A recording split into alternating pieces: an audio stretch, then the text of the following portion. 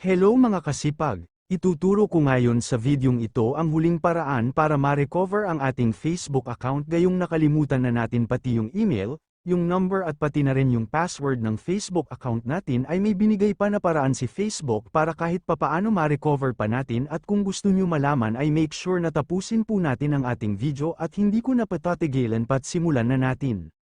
Una ay magpunta tayo sa ating Google Chrome. Then is-search sa search bar ang www.facebook.com.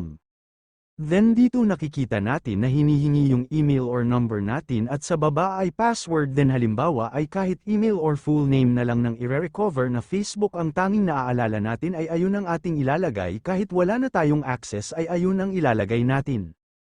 Halimbawa sa akin ay ang account name na Annalyn Rome Romero or ilagay natin kung ang naaalala natin ay yung cellphone number pero sa akin ay full name na lang then sa baba ay ilagay yung naaalala natin na old password para lumabas yung incorrect password notification. Then ayan pindutin natin itong forgot password then lalabas itong find your account and then hinihingi dito yung email or number natin at dahil wala na yung number natin at tanging full name na lang ang naaalala natin sa Facebook ay ilagay natin dito yung full name ng account natin. Then ayan lalabas itong account natin agad marami naman tayong similar name ay magli-list of names naman si Facebook para tukuyin yung account natin at pipiliin na lang natin kung saan doon ang account natin. Then balik tayo dito at i-click natin itong try another way. Then pag pinindot natin ito ay ito ang bubungad kung saan pipili tayo kung saan isesend ni Facebook ang code para maka-access tayo sa account at dahil wala na tayong access dyan ay hindi natin pwede i-click itong continue. Then try natin gawing desktop site ito baka mag-appear yung no longer have access to this. Then ayan ulitin lang natin ilagay yung account natin. Then dito lalabas yung enter security code at dahil wala tayo niyan ay i-click natin ang try another way. Then dito lalabas itong reset your password at dahil wala na tayong access dito sa mga ito ay i-click natin itong no longer have access to this. Then ayun na nga mari-redirect tayo dito sa try another device to continue at kapag pinindot natin itong can't try another device ay uulit lang tayo ng uulit.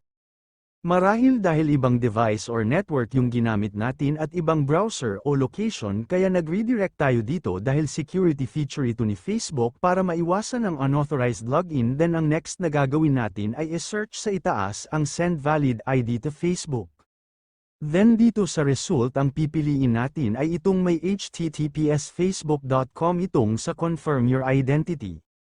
Then pag-click natin ay nakalagay dito ay confirm your identity you can upload and submit an approved document like a valid passport etc. So ano nga ba yung mga valid ID na kailangan natin ipasa sa Facebook kaya i-click natin itong types of ID that Facebook accepts. Nakalagay dito if you need to confirm your name or age on Facebook or you've lost your access to your account you may be asked to send us a copy of something with your name or age on it. Then baba tayo at dito sa government ID nakalagay dito you can send us one government ID to confirm your name or regain access to your account. So dapat ang ID daw ay naglalaman ng full name na may date of birth o kaya full name na may litrato for non-age verification request. At ang mga halimbawa ay driver's license, national identity card, passport, at birth certificate at sa non-government ID naman kung hindi tayo makapag-provide ng government ID ay at least provide to non-government ID na may buong pangalan, larawan, birth of date na dapat ay nagmamatch sa information na nilagay nyo sa i-recover nyo na Facebook account. Halimbawa ng mga non-government ID ay student card, library card, refugee card, employment verification, diploma, loyalty card at syempre kung may expiration ito dapat ay hindi pa ito expired then back tayo.